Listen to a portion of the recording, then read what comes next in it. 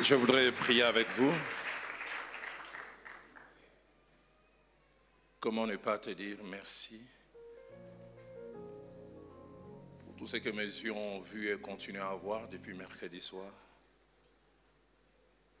pour ce que mes oreilles ont entendu, et surtout pour ces grands dépôts dans mon cœur.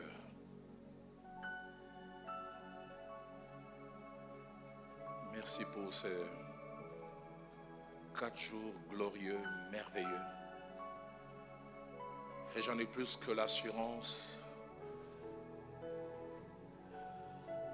C'est des jours, des séances qui ont et qui auront de l'incidence jusque dans l'éternité.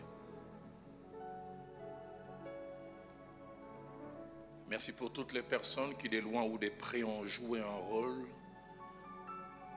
Enfin, que ces 4 jours puissent être. Toi qui sais voir dans les secrets, rétribue à chacune de ces personnes. Merci pour ces orateurs et cette oratrice qui m'ont précédé, les merveilleuses choses que tu as placées dans leur cœur et que tu nous as communiquées par leur bouche. Mais merci aussi parce qu'il t'a plu de permettre que, en sus ou en plus de toutes ces merveilleuses choses qu'ils ont eu à dire et à nous partager, que j'ajoute ce petit rien. Aide-moi à les faire avec la manière qui vient de toi. Je voudrais les reconnaître humblement devant cet auditoire. La justesse dans les mots n'a pas toujours été mon point fort. Il arrive que je dise, et ça arrive souvent plus que je n'aurais dû dire, et quelquefois moins. Ce soir, je te demande une faveur.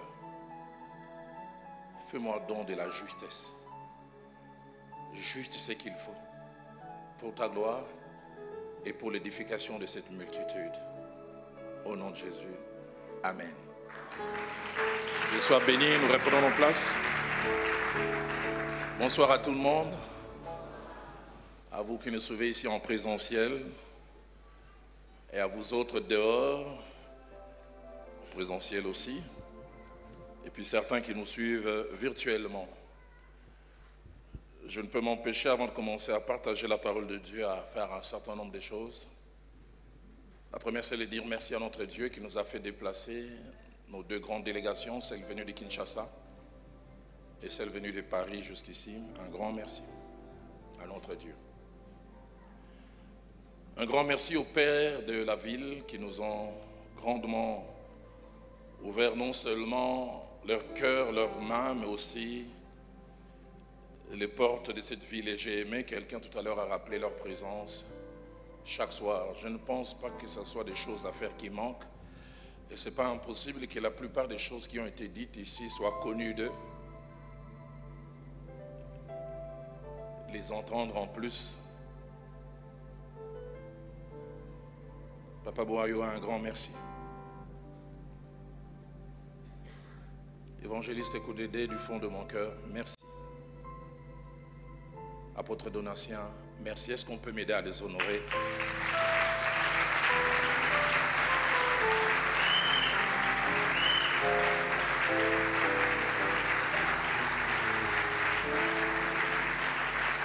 Est-ce qu'on peut mieux faire?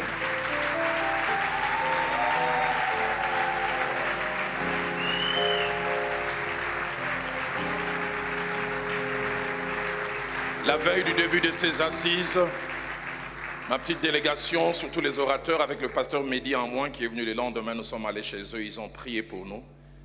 Et je peux m'imaginer, je vais croire, vous voyez les conséquences de vos prières. Nous avons saisi chaque parole de vos prières et nous voyons le résultat. Est-ce qu'on peut m'aider encore à les honorer? Merci, nous pouvons reprendre nos places. Merci à l'église de Pointe-Noire, comme le pasteur Roland Elenga l'a rappelé le premier jour. Au standard ne fait que nous céder la place, mais en fait c'est l'église de Pointe-Noire qui nous reçoit. Est-ce qu'on peut bénir Dieu pour l'église de Pointe-Noire?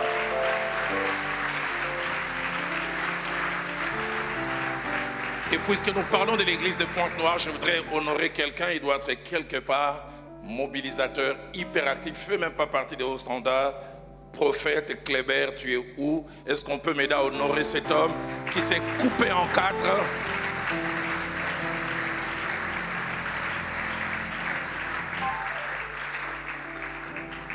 Avant de finir avec les couples qui nous ont accordé la place, je voudrais, si possible, que nous tous, nous puissions nous lever, honorer les bulldozers, les baobabs.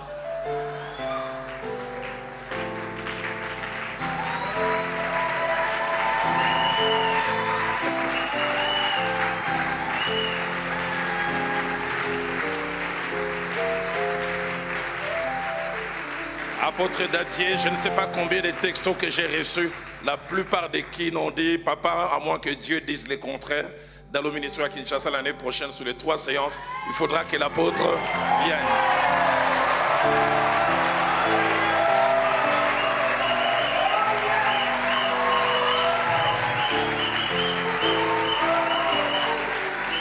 Et j'aimerais vous supplier, apôtre, quand vous viendrez, comportez-vous en bulldozer. En baobab digne d'être honoré. Est-ce qu'on peut bénir Dieu encore? Reprenons nos places. Nous reprenons nos places. Il y a un trio qui est venu, on les a peut-être honorés, reçus tout à l'heure, mais ça sera un crime. Allez, je ne sais pas quel autre terme je peux utiliser. Quelque chose de malséant que de ne pas les honorer. D'abord, un couple qui est pour moi un couple ami, ils sont moins âgés que moi, ils m'appellent grand frère, mais on a fait tout un long parcours dans le Seigneur et voir le merveilleux travail que Dieu fait avec, au travers d'eux en région parisienne et même au-delà. Ils ne portent pas les titres d'apôtres, mais ils font un travail d'apostolat à cause de toute l'implantation qu'ils font. Noëlla et Mamina Loumande, levez-vous s'il vous plaît.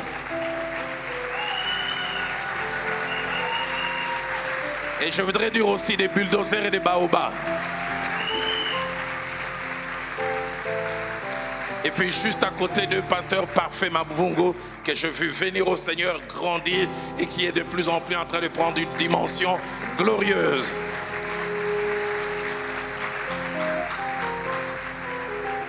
Merci, ils sont venus spécialement pour un programme assez particulier de celui qui est voisin, juste à côté du pasteur Parfait Mabvungo. Pasteur Trésor, lève-toi, qui dirige l'extension de la parole du salut ici à Pointe-Noire.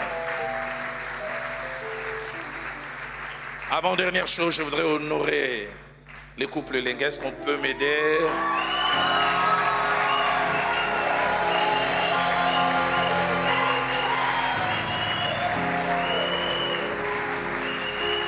Roland et Stella, un grand merci.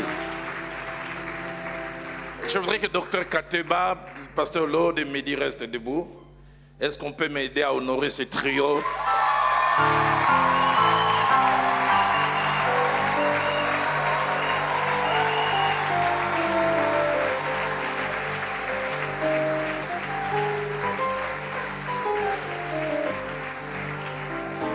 Chaque fois que je présente Dr Kateba comme les prophètes et les deux comme des fils des prophètes. Quelle richesse! Quelle richesse et quelle richesse! Est-ce qu'on peut m'aider encore à bénir Dieu? Dr Kateba va se rasseoir. Je vais demander aux deux fils des prophètes de rester debout. Ils n'ont pas trop... Allez, j'ai 61 années de vie. Ils ont sûrement la moitié de moi. Mais chaque fois que je les entends enseigner, je dis, vous êtes nés avec la Bible ou quoi? Et je dois dire sincèrement, à leur âge, je n'avais pas la compréhension des Écritures qu'ils ont. Et chaque fois que je les entendais parler, je dis, Seigneur, donne-moi encore 10, 15 ans, j'ai vu avec suffisamment longtemps, voir au-delà de la connaissance, quand le vécu va encore s'ajouter, qu'est-ce qui sert? Est-ce qu'on peut m'aider à les honorer?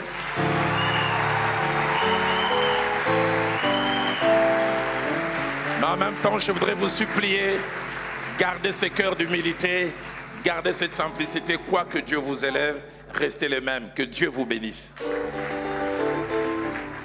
Alors j'ai 5 portions des Saintes Écritures à lire avec nous, et puis je vais vous donner les thèmes que Dieu a placés dans mon cœur, et puis je vais essayer de partager le peu que Dieu a placé dans mon cœur. La première portion des Saintes Écritures, c'est le livre de Deutéronome, au chapitre 31, et nous lisons en 2 temps, du 1er au 3e verset, et puis nous lirons le verset 7e. Deutéronome chapitre 31, verset 1 à 3, et puis verset 7e.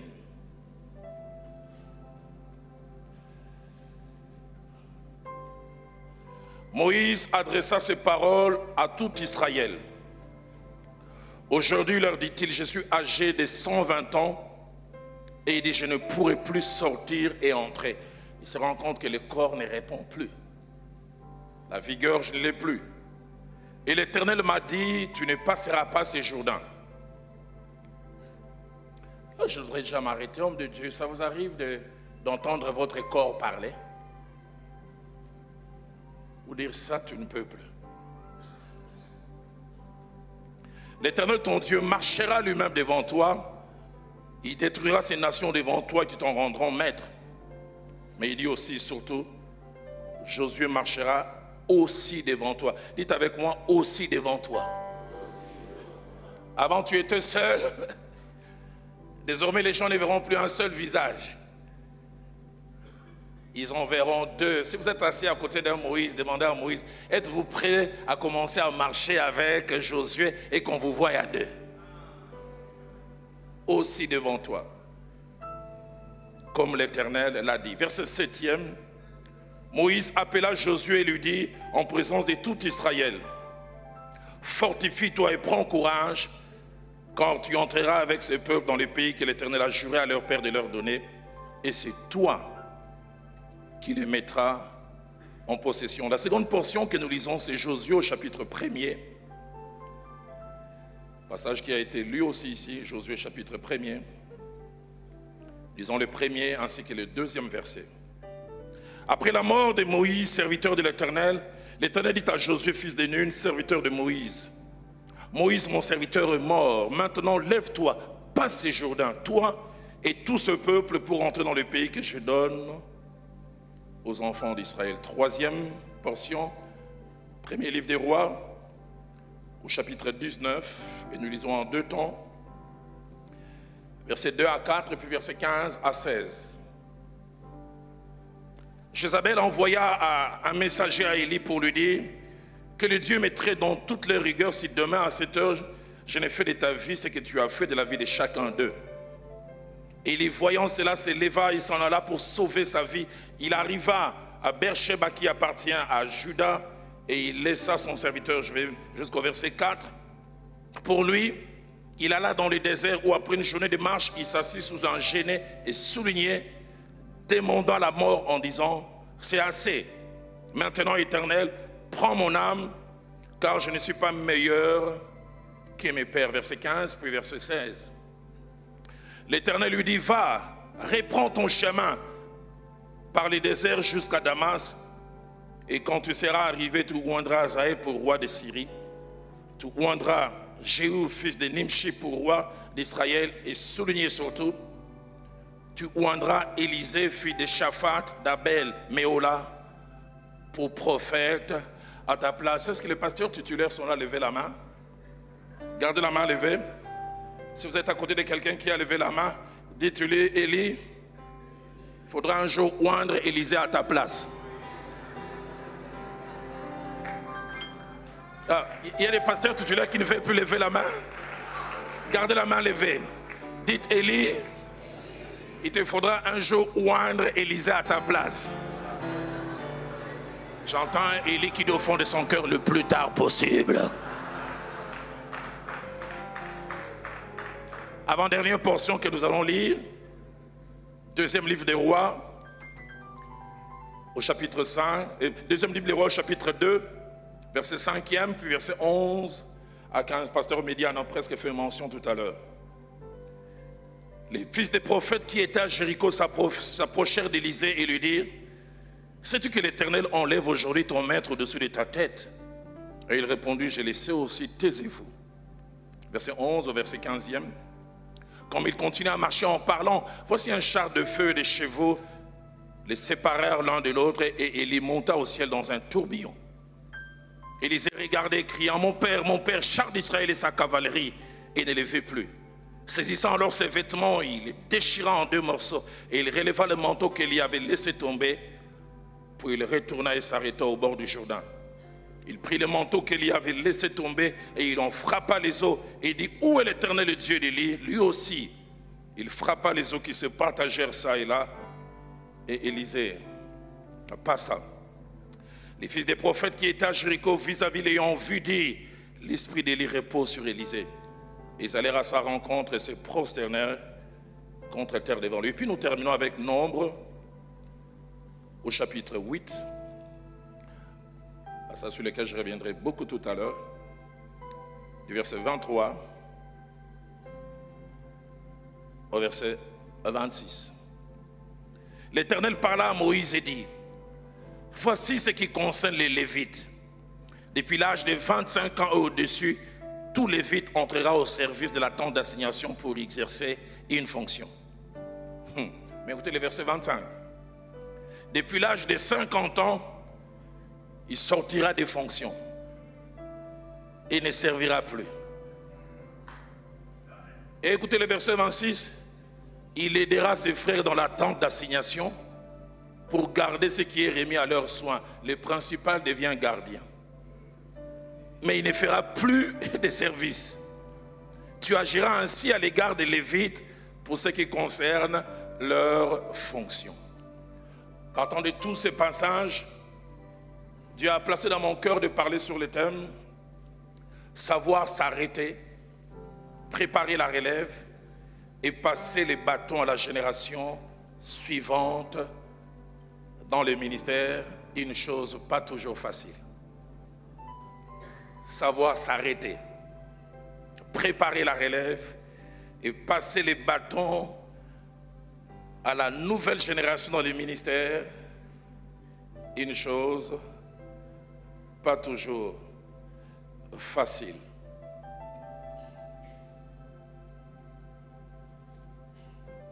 Il sera beaucoup question de succession, de relève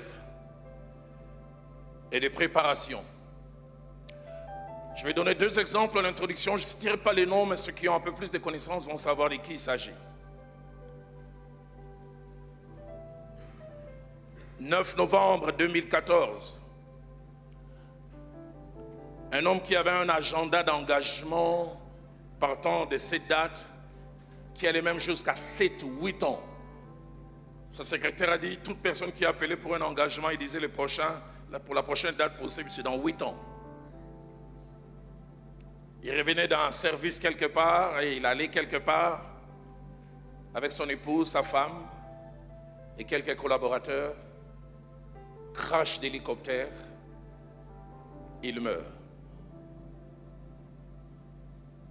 Il était des Bahamas, un homme ayant un grand ministère, non seulement dans son pays, un rayonnement mondial.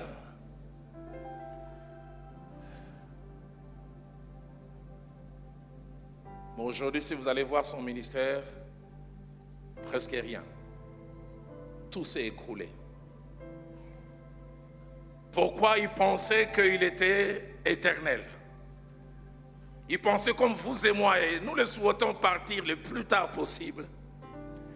Ces jours-là, quand il répondait à cet engagement et qu'il avait un agenda rempli des engagements sur 7 ans, il ne savait pas que c'était le tout dernier. Et l'œuvre que Dieu lui a fait bâtir avec beaucoup d'énergie est aujourd'hui détruite parce qu'il n'a pas pensé à l'après-lui.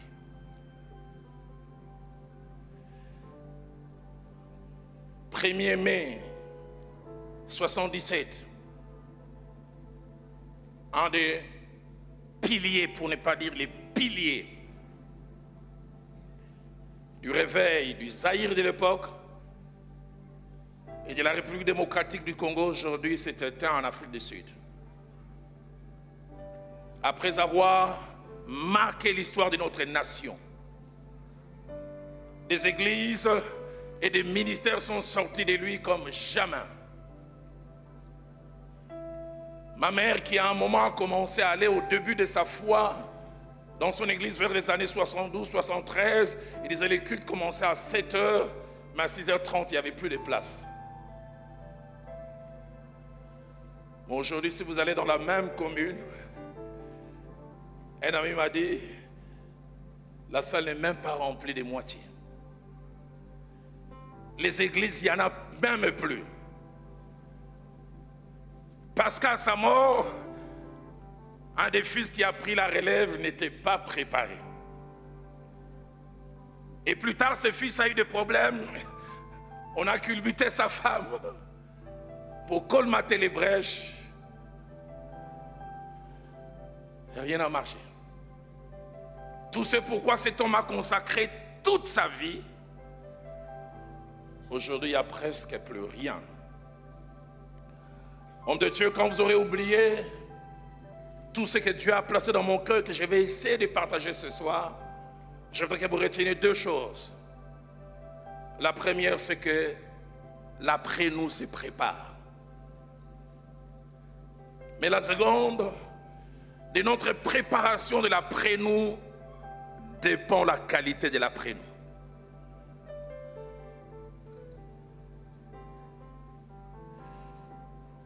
Cet enseignement tire ses racines des trois sources principales. La première, mon observation dans les champs ministériels. Je suis depuis 37 ans, dont 33 ans de ministère pastoral. La seconde source, c'est l'étude de la parole de Dieu. En voyant les exemples, les bons et quelques-uns moins bons. La troisième source, c'est ma propre expérience. Comme quelqu'un qui a d'abord exercé un pouvoir délégué, avoir été au pied de quelqu'un et qui plus tard est devenu numéro 1. Si le temps me le permet, je vais essayer d'abord de définir c'est quoi la relève, puisque c'est de ça qu'il s'agit. Je donnerai quelques exemples de relève dans les Saintes Écritures. Et puis je parlerai des principes. J'en avais prévu une quinzaine. Je ne pense pas que j'arriverai. Je verrai là où je pourrai m'arrêter. Puisqu'il s'agit de la relève, qu'est-ce donc la relève? 4 significations. La relève, c'est le remplacement de quelqu'un dans une fonction, dans un rôle assuré ou dans un travail. Remplacement. Deuxièmement, la relève, c'est l'effet de placer quelqu'un d'autre dans une position pour en jouer un rôle à la place de quelqu'un d'autre, afin d'assurer la continuité, ou qui n'est pas vide. Quatrièmement, la relève, c'est l'action de prendre la place de quelqu'un en jouant le même rôle ou en remplissant les mêmes fonctions pour assurer la continuité d'une action et la pérennisation d'une activité. Mais la relève, quatrièmement, est quelquefois aussi définie comme étant une personne. C'est la personne qui remplace quelqu'un d'autre dans une fonction et dans un rôle à remplir. Chaque fois qu'il y a relève, il y a ces 4 idées en tête. La première, c'est que quelqu'un cesse ou s'arrête de faire quelque chose, laissant la place à quelqu'un d'autre. Deuxièmement, chaque fois qu'il y a relève, quelqu'un qui ne faisait pas quelque chose commence à la faire à la place de quelqu'un d'autre, remplacement.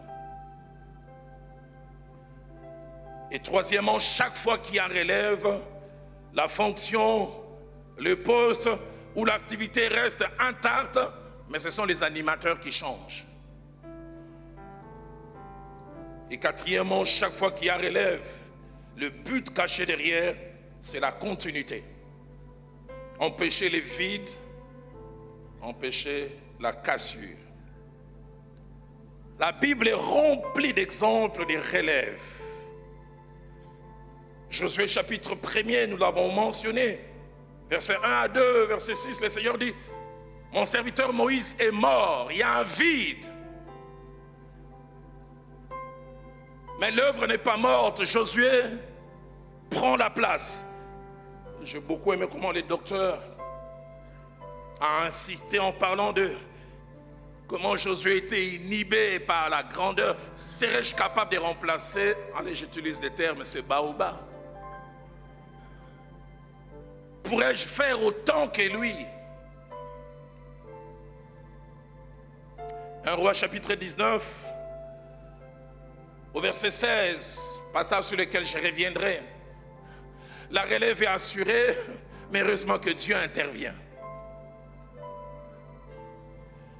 Élie a travaillé tout ce temps, il n'a pas pensé à la relève. Et même quand il fouille Jézabel, il demande la mort. Il dit à Dieu, prends-moi. Mais Dieu dit, il y a un travail inachevé. Élie, si tu pars, qui va prendre la suite? Dieu est obligé de lui dire, reprends les chemins. Dieu est en train de dire à quelqu'un ce soir, reprends les chemins. Tu n'as pas fini le travail. Si ça s'arrête avec toi, c'est le chaos.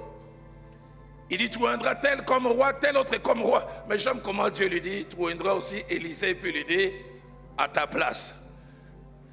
Il dit, tu vois la place là que tu as les honneurs, hein? Ça sera à quelqu'un d'autre.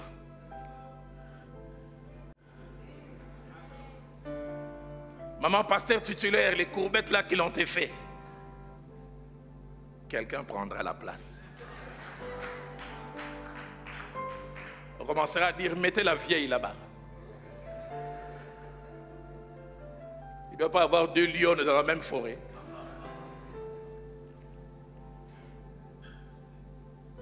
Deux Rois chapitre 2, verset 9 à 4.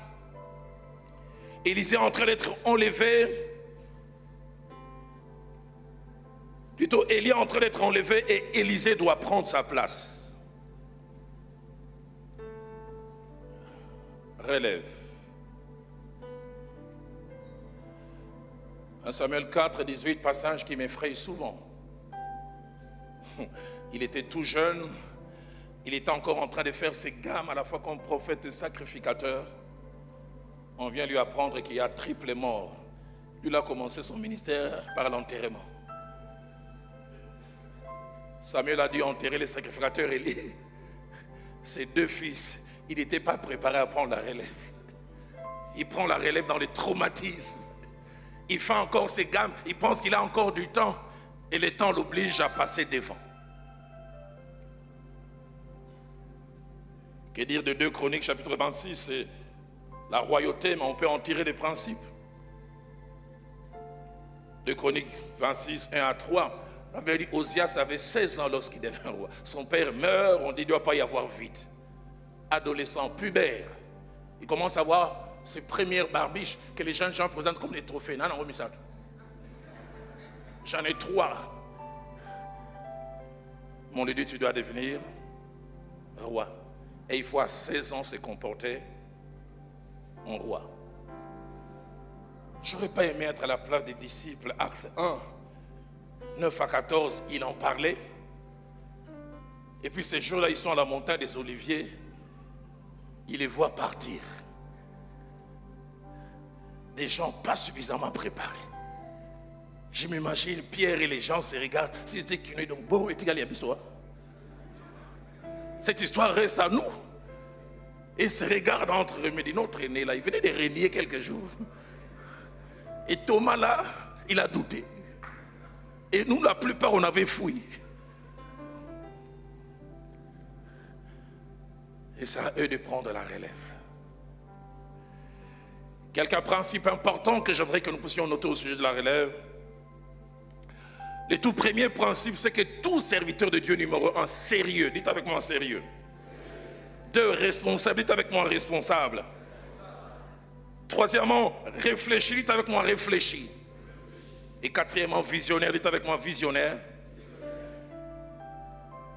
Doit avoir la réalité de la relève en tête. L'avoir en tête. 3 raisons doivent faire que tout leader numéro 1 ait la relève en tête, la préparation de la nouvelle génération, savoir que nous ne sommes pas éternels. Quelque chose peut arriver et peut arriver subitement. Pasteur Noël a demandé, parfait trésor, savent de qui je parle. Il nous a tous influencés. Il était malade, on priait, on espérait qu'il guérisse. Les échos que j'ai appris avec son chariot dans un supermarché, il a senti un malaise, il s'est écroulé, fait Jacques-André Verneuil est parti. Et ceux qui sont de la maison savent ce que ça nous a coûté. L'après, lui n'était pas suffisamment bien préparé. Des gens ont failli se rentrer dedans. Nous ne sommes pas éternels. Deuxième des choses qui doit faire que tout serviteur de Dieu numéro 1 doit penser à l'après lui, c'est que nous n'avons pas toujours la qualité de vie chaque jour. C'est-à-dire la bonne santé, la force. Je toucherai cela si le temps me permet tout à l'heure. 1 Samuel chapitre 3, verset 2, placez-moi ce passage. Le sacrificateur Élie est toujours en fonction, mais le corps ne suit plus. La Bible dit qu'il n'arrivait plus à bien voir. 1 Samuel 4, verset 15, dit même qu'il était âgé de 95 ans. On dit qu'il était devenu lourd, d'autres versions disent obèse. Certains pensent même qu'il souffrait d'éléphantiasis. Désir de servir, j'en parlerai tout à l'heure. Il a grandi en richesse, en connaissance, mais l'instrument de travail ne suit plus.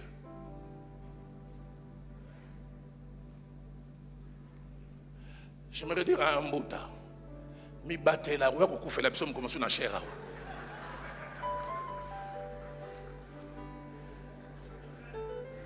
La richesse est là, les révélations sont là, mais les corps.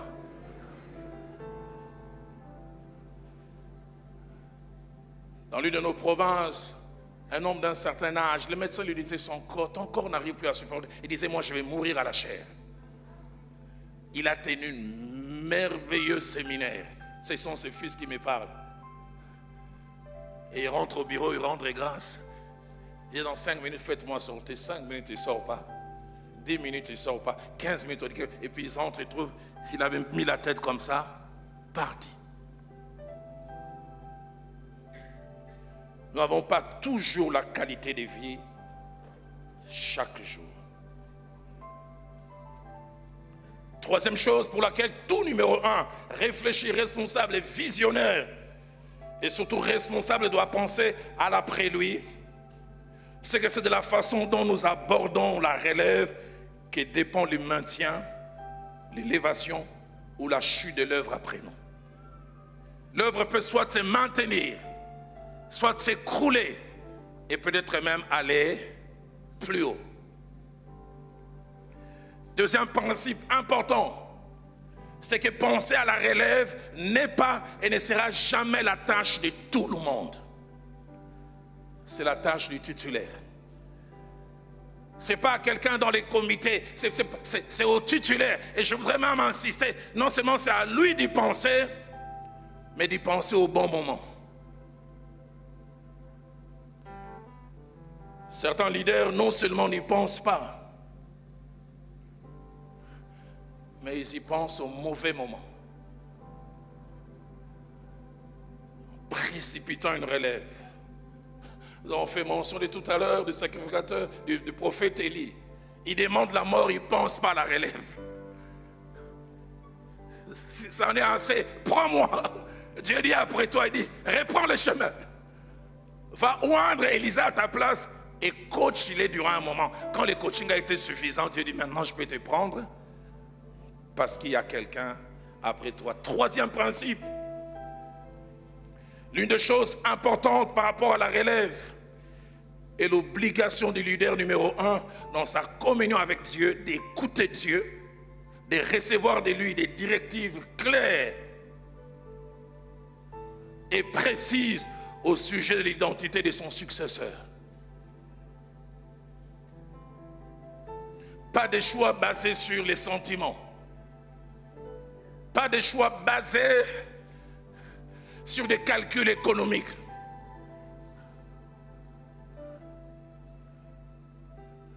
Chez moi à Kinshasa, certains pasteurs disent au bord Nabiso. Oh les gablo Nabiso, c'est notre vache à lait. Ça doit rester. 1 Roi 19, verset 16. Élie a reçu clairement tout oindra Élisée. Donne-moi un Mbouta qui entendra, c'est Élisée que tu dois choisir. J'aimerais dire à quelqu'un, Dieu sait qu'il doit venir après toi et qu'il va maintenir cette œuvre. Si tu es en communion avec lui, tu l'écoutes, Élie, il te parlera d'Élisée. J'aimerais dire à Élie, tu ne connais pas Élisée, mais Dieu le connaît. Il est en train de garder les brebis, mais Dieu sait que c'est lui qui soutiendra ce que tu es en train de faire. Pasteur Média en a fait mention, 1 Chronique chapitre 29, verset 1. David l'a su et il a su au bon moment. Il dit de tous mes fils, c'est Salomon que Dieu a choisi. Seigneur, aide-moi à le savoir. Leader, chaque temps que tu passes en prière, en retraite, en jeûne, pour connaître la relève après toi, c'est jamais du temps perdu.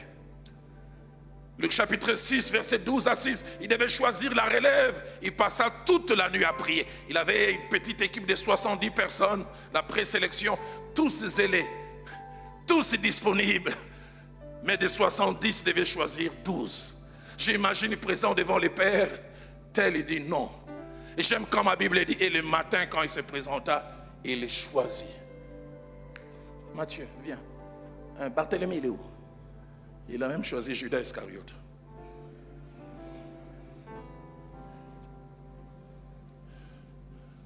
Quatrième vérité attachée à la relève, c'est que la Bible nous montre la méthode de Dieu. Et j'aimerais que la technique m'aide à remettre ce passage de Nombres, chapitre 8, verset 23 à 26. La Bible montre la méthode de Dieu de fonctionner dans les sacerdoces. Et ça, c'est spécialement avec les Lévites, attachés à la relève. Nombre 8, 24 à 26 que nous avons lu. Est-ce qu'on peut me replacer ce passage? Voici ce qui concerne les Lévites. Depuis l'âge de 25 ans et au-dessus, tout Lévite entrera au service de la tente d'assignation pour y exercer une fonction. On va lire, puis je vais y revenir. Depuis l'âge de 50 ans, il sortira des fonctions et ne servira plus. Et puis 26. Il aidera ses frères dans la tente d'assignation pour garder ce qui est remis à leurs soins. Mais il ne fera plus de service. Tu agiras ainsi à l'égard des Lévites pour ce qui concerne les fonctions. 4 petites choses que je devais faire ressortir rapidement de ces textes. Premièrement, l'âge de l'entrée est fixé. 25 ans. Et deuxièmement, l'âge de la sortie. Mais je préfère dire sortie partielle. 50 ans. Tu as bien la bonne volonté, tu veux, mais 50 ans arrivent.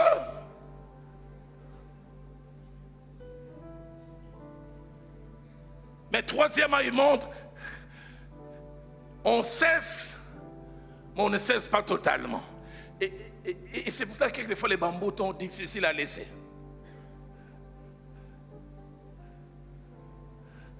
La Bible dit depuis l'âge de 50 ans, et je voudrais paraphraser, même quand il aime, il sortira.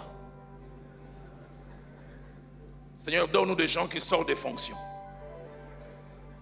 Et ne servira.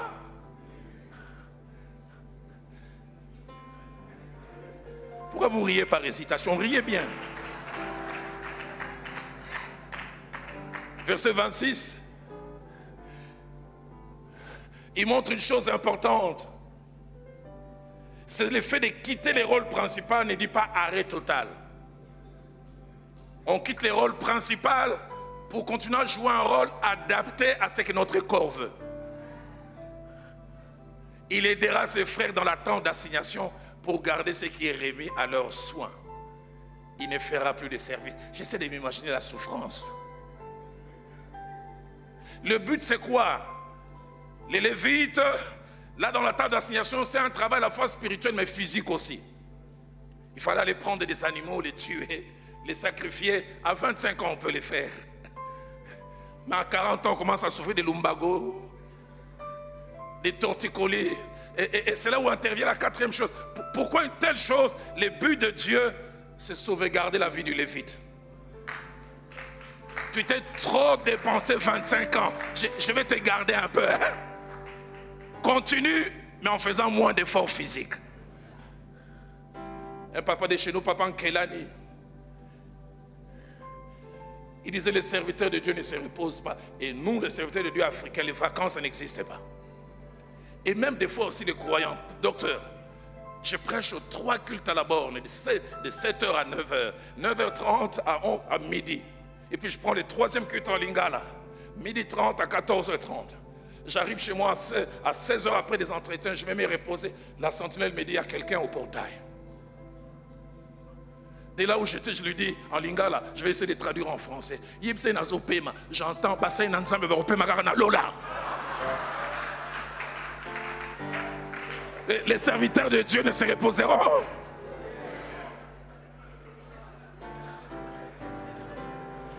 Et quand tu fais un AVC corps, il t'abandonne, il va chercher quelqu'un d'encore fort qu'il vide. C'est pourquoi papa Nkela nous disait un jour, il me dit, moi nanga dalo, il m'a dit deux choses. Moi nanga dalo, pemaka. Musalo ya angana silisa ngote yeme wakenda. Yote mutoko silisa.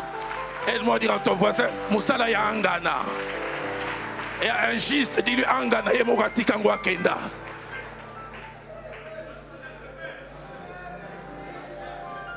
Les travaux d'autrui, autrui c'est Jésus lui-même, il a laissé. Et papa Nkela nous a dit encore, il dit par manque de repos, il me dit à Lingala, moi nanga dalo, bamvule leki, nkolo andaki ko benga basali naye. Le nkolo benga kate basali bakoma ko kende bango moko. Autrefois Dieu a appelé. Après que nous avons consommé les jours, mais nous ne nous reposons pas, nous partons avant. Tu arrives comme ça, Dieu dit, oh, dans le livre des vies, tu étais censé venir en 2052. Comment en 24 tu es déjà là? Oh non, les membres.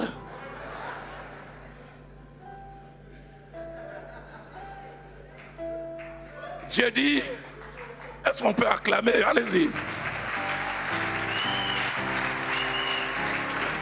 Dieu dit, tu ne vas plus tuer les bêtes.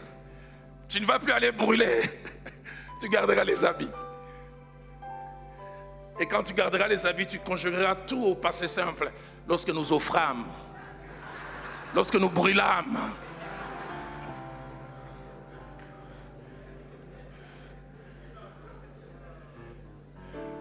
Cinquième principe, la préparation de la relève est toujours une réalité très coûteuse pour les leaders.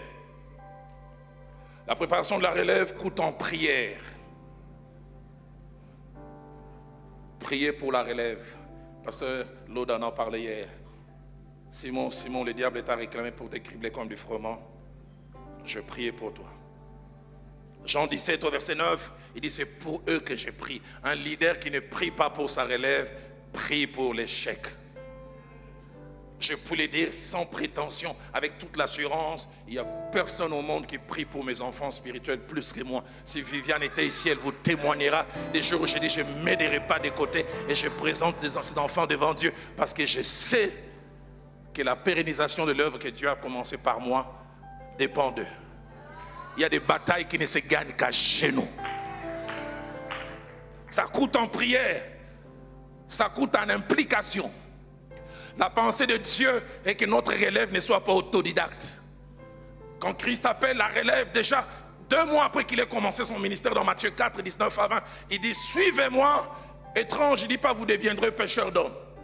Je ne sais pas si nous avons les mêmes Bibles. La mienne dit je ferai de vous. Dans votre devenir, je serai un acteur. Donne-moi quelqu'un qui fait de moi son projet. Il dit je ferai de vous pécheurs d'hommes.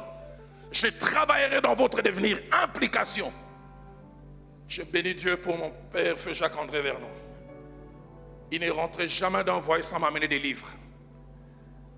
D'alors, reçois ces livres. D'alors, j'ai découvert ça.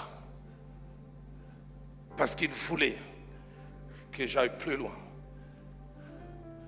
Troisième chose, quand un leader veut s'impliquer dans la relève, ça lui coûte quelquefois des temps d'intimité. On ne traite jamais la relève comme tout le monde. Je retrouve au moins 3 fois dans le livre de Marc, notez c'est la Marc 4, 10, Marc 4, 34, Marc 9, 28. Il avait dit, ses disciples vinrent vers lui en particulier. Lorsqu'il fut en particulier, aidez-moi à dire à un leader, si tu veux préparer la relève, apprends à leur donner du temps en particulier. Il enseigne à tout le monde, mais en particulier, dans l'intimité. Quatrième chose qui fait que la relève, préparer la relève coûte, ça coûte moralement. Le docteur en a parlé. Voir les enfants dans lesquels on s'implique et qui n'arrivent pas à devenir tout de suite. Matthieu 9, plutôt Marc 9, 19, jusqu'à quand serai-je avec vous? Jusqu'à quand vous supporterez? J'aurais été Jésus. J'ai dit, est-ce que je n'ai pas travaillé en vain? Dans 3 semaines, il va là à la croix, il est en train de se promener avec eux, il entend une discussion derrière, ils sont en train de discuter qui est le plus grand entre eux. J'aurais été à sa place, j'ai dit, Papa Nzambe, les combles, c'est que c'est à 10 jours qu'il monte à la croix, Philippe l'appelle et dit, montre-nous le Père. Et cela nous suffit. Jésus dit, Philippe, je suis avec toi depuis tous ces temps. Dur de préparer la relève. 6e principe, un bon leader qui prépare la relève doit avoir ces 3 choses. La première, être à l'écoute de Dieu et avoir la foi malgré les choses factuelles. Je voudrais insister, être à l'écoute de Dieu et avoir la foi malgré les choses factuelles, c'est-à-dire les réalités du moment. J'aime la foi que Christ avait en Pierre dans Luc chapitre 22, verset 32. C'est à lui qui va laisser les leaderships. Et il dit, j'ai prié pour toi. Quand tu seras converti, affermis tes frères. Il n'est pas encore, mais il a foi. Donne-moi quelqu'un qui croit que celui que je ne suis pas aujourd'hui, je deviendrai demain. Barnabas croyait que Jean-Marc, qui était faible, pouvait devenir fort. Je ne sais pas comment vous faites à Pointe-Noire les Ponténégrins et les Ponténégris. Chez nous à Kinshasa, quand un enfant n'arrive pas à marcher, on ne dit pas que celui n'arrivera jamais à marcher, on chante un cantique Tambola, Olia Soso, Tambola. Marcher, on te donnera un bon repas. Donne-moi quelqu'un qui croit. Docteur Kateba, je suis né dans une famille de 5 enfants, une fille et 4 garçons. Ma grande sœur, il y a Marie-Jeanne, sûrement elle me suit. À l'âge de 10 ans, ma mère a commencé à vouloir la préparer à la féminité. Elle a commencé à lui donner la possibilité de préparer pour nous du foufou. Et chaque fois que y a Marie-Jeanne commençait à préparer les foufous, le tsakasaka était à côté. Je vais adopter votre vocabulaire, je ne voulais pas dire pondou. Et les poissons chinchards. Mais 9 fois et demi sur 10, les sakasaka et les poissons chinchards chômaient. On devait inviter rapidement les laits et le sucre, puisque ça devient la bouillie parce qu'elle ratait et qu'on ne perd pas la matière première. Mais étrange, maman disait encore, Marie-Jeanne, prépare encore. Quand elle a eu 15 ans, ma grande sœur, on a commencé à l'appeler docteur Foufou. On a dit qu'elle a eu un doctorat en foufou. Pourquoi? Quelqu'un dans ses échecs voyait qu'elle pouvait devenir. Deuxième des choses que je voudrais dire à un leader qui prépare la relève, n'oblige pas celui qui va te remplacer à commencer au niveau où toi tu as fini. Pourquoi? Parce que toi-même aussi tu as commencé quelque part. J'ai des fois envie de prendre un fouet et de taper certains bamboutas. Si leur père spirituel vous parlez de leur début, vous attendez des rater avec R majuscule. C'est comme les papas de notre époque qui veulent nous donner l'impression que tous à leur époque ils étaient les premiers de la classe. On dirait qu'à l'époque on disait les premiers ex aequo. Oui papa. Moi j'étais toujours premier de ma classe. Hein?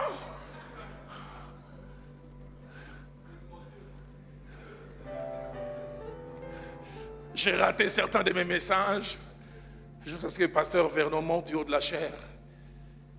Et bien en 1955, je suis allé étudier à Londres.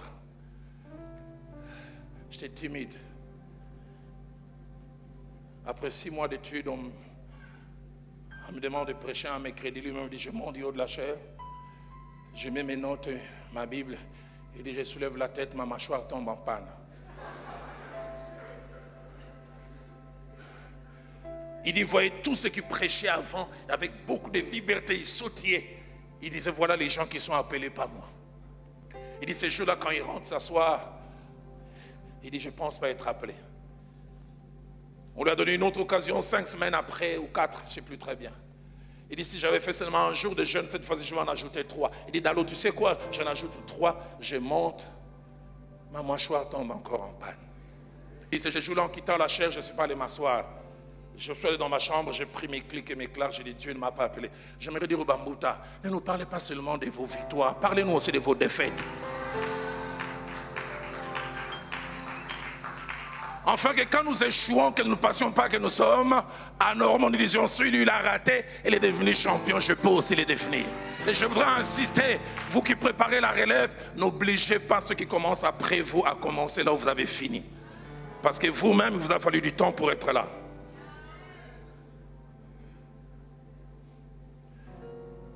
J'en avais 15, je reviendrai encore à Pointe-Noire.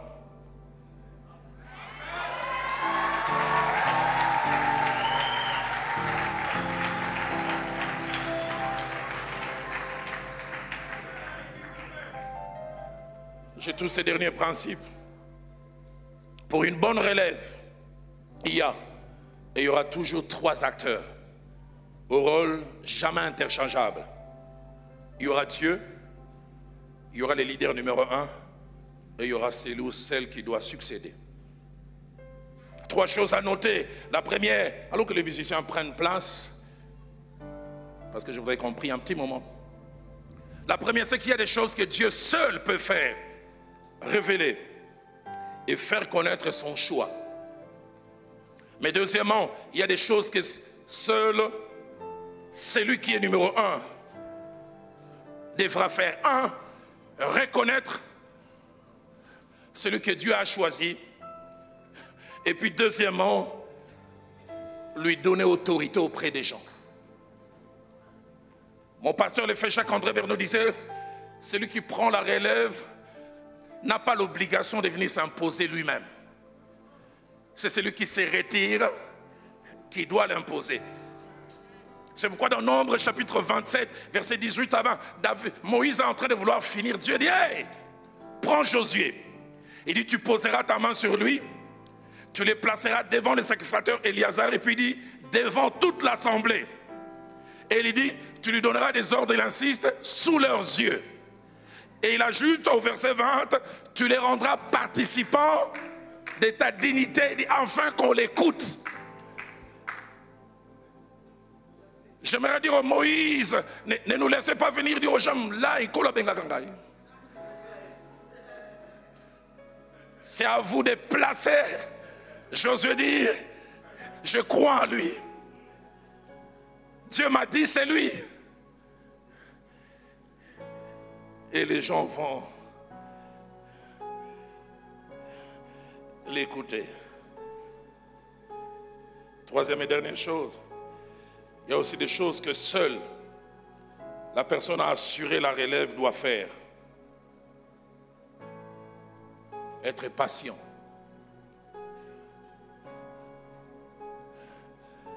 Être au pied du leader numéro 1. Apprendre à poser des questions.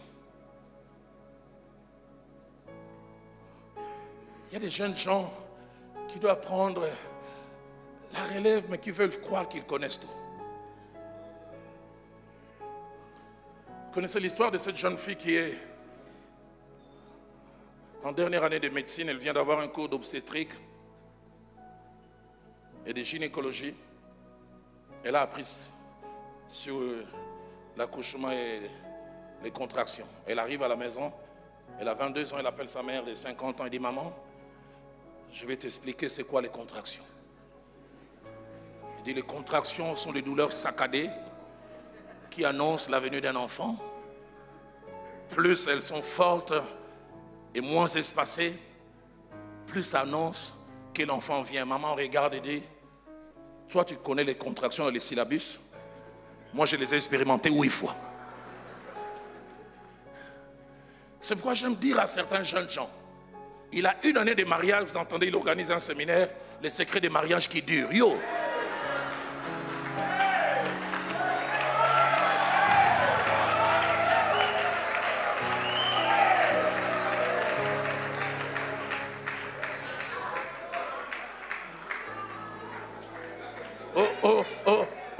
Au Solalana Viviane, 3 nuits au côté à dimanche, vous au laté.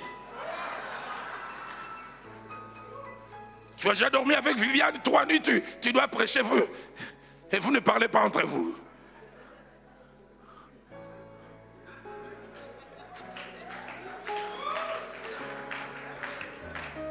À l'époque, c'était la tendance corriger Bercy, corriger Olympia.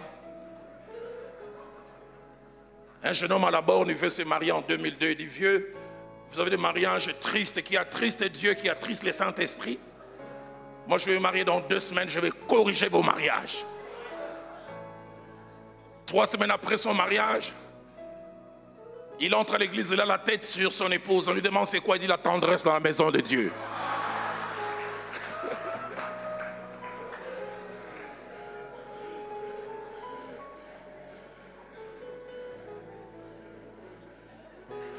Deux semaines après, il porte quasiment son épouse sur le dos. On dit est-ce qu'elle ne peut pas marcher? Il dit non, on doit corriger le vieux là. C'est 6 mois après, un jour un aîné voit quelque chose d'étrange. Il entre avec son épouse à l'église, lui devant, son épouse à 8 mètres. Il appelle, oh, petit, aujourd'hui c'est quelle leçon du vieux? Bon, ça rend dingue, vivre dans le monde. Ça dit, vous faites quoi pour vivre avec?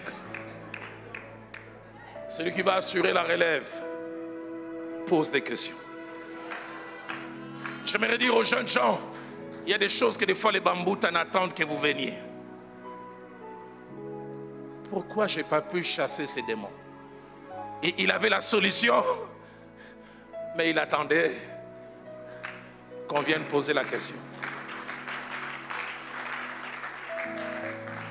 Papa Boyo, je suis pasteur assistant du feu Jacques-André Verneau. Une dame rentre, elle me pose une question. La fumée commence à me sortir par les oreilles. J'ai l'onction, je chasse des démons, mais je n'ai pas de réponse. Je lui dis, maman, je n'ai que 32 ans. Mais pas très loin d'ici, il y a quelqu'un qui en a 70. Et qui est né même à l'église. Qui marche avec Dieu depuis longtemps. Attends, je vais aller voir. J'aimerais dire aux jeunes gens, quand vous dites ça, je ne sais pas, vous ne perdez rien.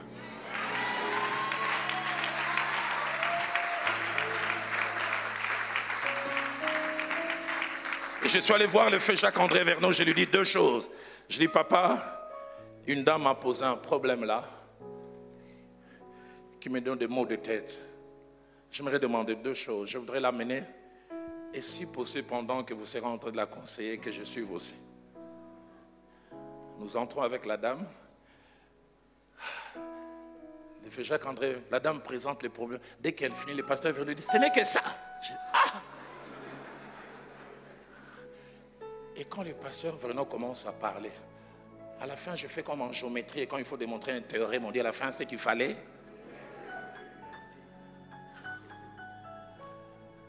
Ils s'appelaient fils des prophètes.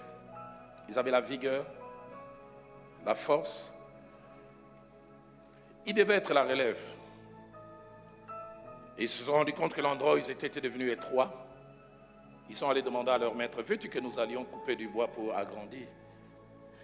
Il leur donne la permission, il dit allez, parce que ce travail nécessite les muscles.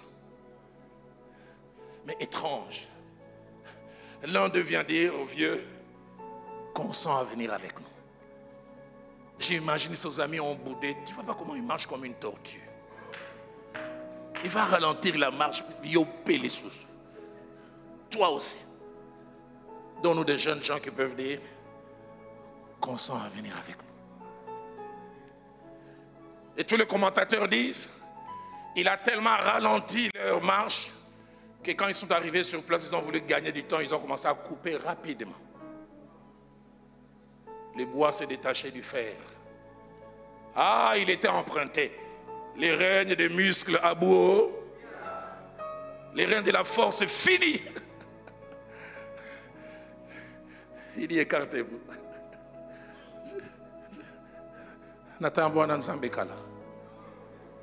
J'ai marché longtemps avec Dieu.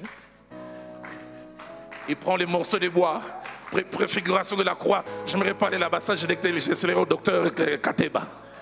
Il va faire sortir des choses dedans. Et les faire surnage.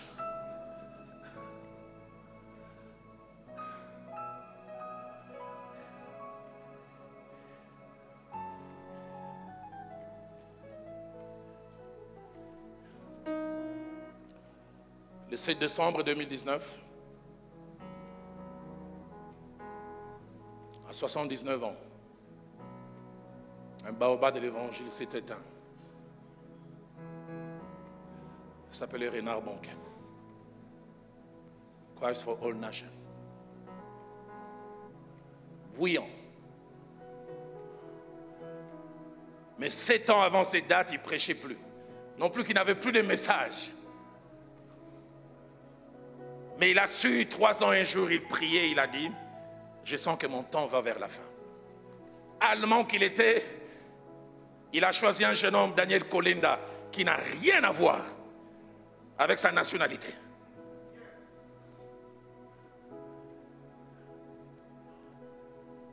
Oui, là, on a besoin de Vili. Il faut que Vili passe Zouango.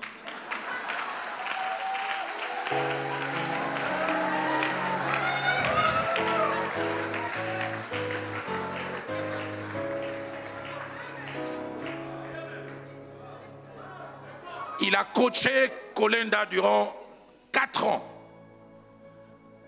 En lui faisant jouer un rôle, le pasteur Média en a parlé, secondaire, sans lui laisser le principal. J'ouvre une parenthèse que je reviendrai. J'ai été 14 ans pasteur adjoint de mon pasteur feu Jacques-André Vernon. 14 ans. Si je recevais sans invitation pour aller prêcher, il me laissait aller prêcher à 0,5. Il me laissait faire 4 activités. 1, prière d'ouverture du culte. 2, prière de clôture. 3, communiquer. Et 4, présentation d'enfants. À la 8e année, quelqu'un m'a appelé et dit, Yadalo, yo appelle nous à la prière d'ouverture. Toi, ton appel, c'est faire des prières d'ouverture. C'est un point de passage. Ma Bible dit, celui qui est fidèle dans ce qui est à autrui, Dieu finit par lui donner ce qui est à lui. Mais 4 ans après, je reviendrai la fois prochaine quand je toucherai les autres principes, il y a eu comme un duo qui dirigeait. Les deux ont commencé à prêcher par alternance. Le but, c'était quoi? Renard Bonquet voulait faire accepter Kolenda. Et je suis vu quelquefois, il est présenté, il dit, ce jeune homme, il ira plus loin que moi. C'est pour ça que je n'aime pas certains pasteurs titulaires. Il fait se déplacer, il dit, bon, je vais partir, je vous laisse ce jeune homme, il va se débrouiller. Il dit, il sera plus grand que moi. Et les 6 dernières années, Renard Bonquet ne prêchait plus. Est-ce qu'il n'avait plus de message? Un de mes profs à Nairobi disait, de corps des serviteurs de Dieu, il dit, il y a 2 courbes. La courbe de la connaissance qui augmente, mais en même temps la courbe de la vigueur qui descend. Le problème, c'est que des fois la courbe de la connaissance atteint le pic, au moment où la courbe de la vigueur cesse. Mais faites confiance à Dieu, écrivez des livres.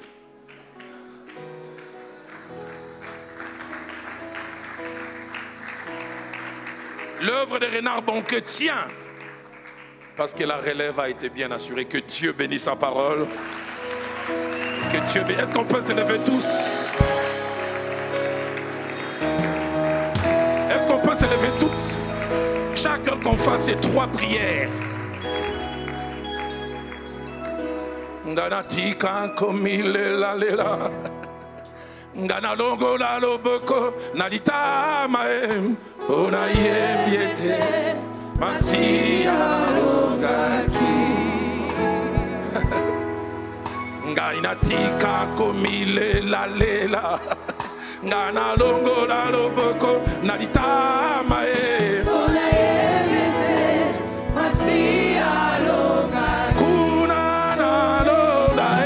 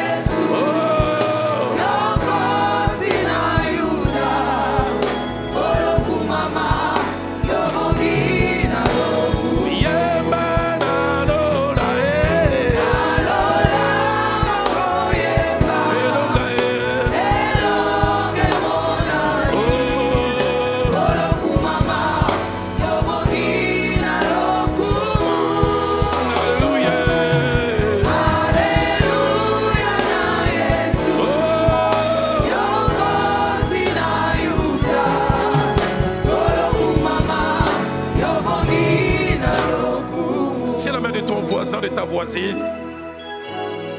C'est un frère de sang pour moi, mais c'est un serviteur de Dieu. Et puis ce matin, ça a bouillonné dans mon cœur. Roland, quand tu auras fini, que le diacre Christophe vienne prier. Diacre Christophe vient. Mais alors qu'il va venir prier, je voudrais dire à un pasteur titulaire ici. Si Dieu décide que ça s'arrête ce soir, est-ce que tu as préparé l'après toi?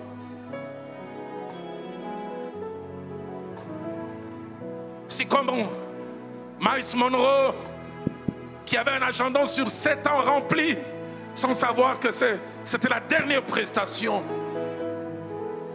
Si ça devait s'arrêter ce soir, Dieu au ciel ne t'en voudra pas, parce que l'œuvre va souffrir.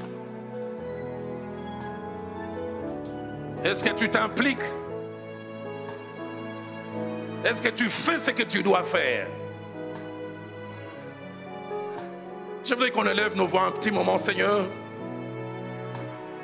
Merci de m'avoir parlé ce soir. Merci de m'avoir rappelé ces choses. Que je ne suis pas éternel. La vigueur même, je ne l'ai pas éternellement. Aide-moi à préparer l'après-moi. Et quand je parle de l'œuvre de Dieu, je peux parler aussi en famille, dans les affaires. Que Dieu nous donne, comme Renard Banquet avec Colenda, de préparer l'après-nous. Que Dieu nous aide de ne pas être comme ces deux leaders dont je n'ai pas mentionné les noms. Un aux Bahamas et l'autre dans mon pays. Je prie que Dieu nous donne à Pointe-Noire, en République du Congo, une église qui s'est préparée demain. Mon pasteur le fait Jacques-André Vernon disait, il n'y a pas de succès sans successeur.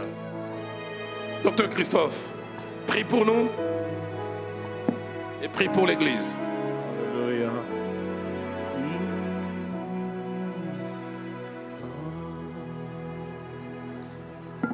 Seigneur, merci. Merci pour cette prédication, pour cette dernière intervention.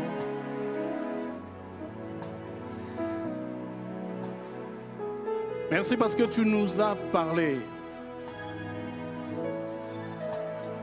Et lorsque je suivais cela, Seigneur, dans mon esprit, tu as voulu que je comprenne cela dans ce qui est de mon domaine. Tu m'as dit, Seigneur,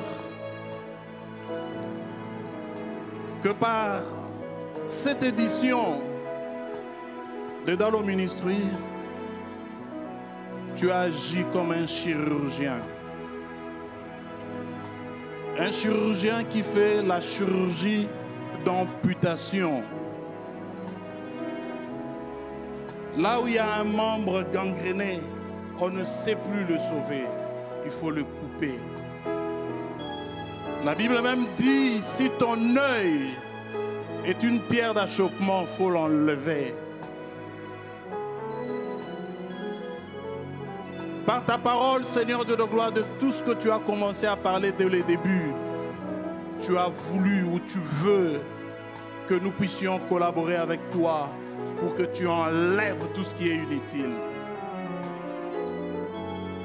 Que tu enlèves tout ce qui est inutile en nous. Que tu enlèves tout ce qui est inutile, Seigneur Dieu de gloire, dans les services de tes serviteurs. Mais d'autre part, tu fais aussi la chirurgie réparatrice. Lorsqu'il y a une brûlure et qu'on a perdu beaucoup de peau, on peut prendre une peau ailleurs pour couvrir cela. Et par cette parole que tu nous as adressée, Seigneur, tu as voulu aussi combler les lacunes. Combler les lacunes.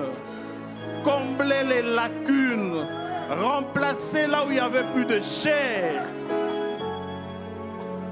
Yahweh, laisse que nous puissions collaborer, même au-delà de ce moment qui va s'arrêter. Dans la suite, que nous puissions collaborer avec toi, en acceptant que tu puisses amputer ce qu'il faut, et en acceptant aussi que tu puisses combler ce qu'il faut. Je sais et je crois que ces paroles continueront, Seigneur de la gloire. Ce que tu nous as enseigné dès le début vont être repassés en nous. Merci Seigneur Dieu de gloire pour divers Seigneur Dieu de gloire, âge, physique comme ministériel. C'est une bénédiction parce que cela assure la relève. Et c'est ce que tu veux. Je te prie, oh Dieu de gloire, que tu puisses disposer le cœur des anciens à pouvoir se disponibiliser, à prier comme cela a été dit, pour ceux qui commencent à monter, à être disponible pour les encadrer, comme cela a été fait avec Élie et Samuel. Samuel qui ne connaissait pas la voix de Dieu, malgré qu'il était appelé, il devait apprendre à côté d'Élie, qui devait lui dire, cette fois-ci ne viens plus. Si tu entends encore cette voix, dis, Seigneur, ton serviteur est là. Yahweh, donne aussi aux jeunes de pouvoir te chercher afin d'avoir des appels authentiques et d'être à côté, Seigneur de nos gloires, de ceux qui ont fait déjà quelques temps de marche pour apprendre, pour apprendre. Et oui, tous ensemble, nous formons, Seigneur, comme une équipe de course par relais. Et les témoins sont en train de passer d'une génération à une autre. Cela est important.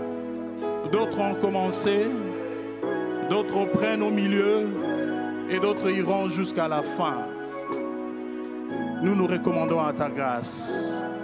Nous nous recommandons à ta grâce, à ta sagesse, Seigneur. À ta sagesse, ô Dieu. À ta sagesse, ô Dieu. Que ton esprit continue, Seigneur, à nous parler. Et que nous soyons sensibles à ta voix. Seigneur, afin que nous puissions marcher. Et qu'à la fin, que le vieux et que le jeune, tous ensemble, se présentant devant toi, tu puisses dire de bons et fidèles serviteurs. C'est ce que tu veux, Seigneur. C'est ce que tu veux, oh Dieu. Nous aussi, nous le voulons ainsi. Nous le voulons ainsi. Nous le voulons ainsi. Laisse que toute la gloire te revienne. Tu mérites d'être loué. Tu mérites d'être exalté. Merci, Seigneur Jésus-Christ.